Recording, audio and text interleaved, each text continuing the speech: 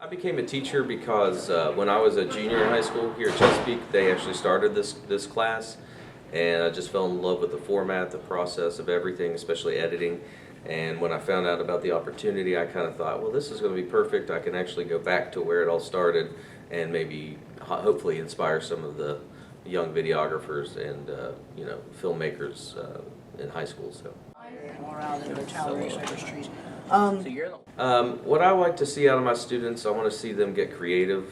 It can be a fairly easy class, so with that, I just want to see their imagination kind of, fly free.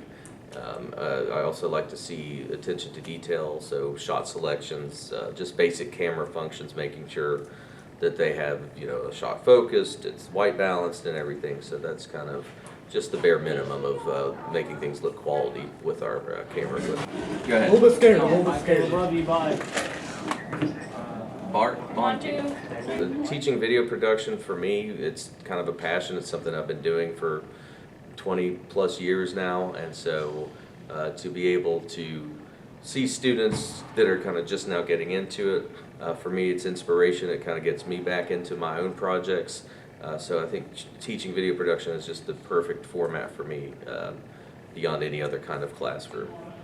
Are those the pigtails? Yeah. Okay, so One of the few things that I don't like about teaching is a lot of times, because we have very few electives offered here at our high school, I get a lot of kids that didn't necessarily sign up for my class, so they just get kind of thrown in there, and a lot of times I can kind of win them over and they end up liking it and then taking it on further years.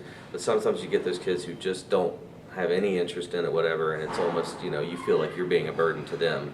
So that can be frustrating. Another thing that I really don't like about teaching is just how the youth of America these days is so attached to their cell phones that it's really hard sometimes to get them to want to concentrate because they have so many other things kind of drawing their attention away from the classwork.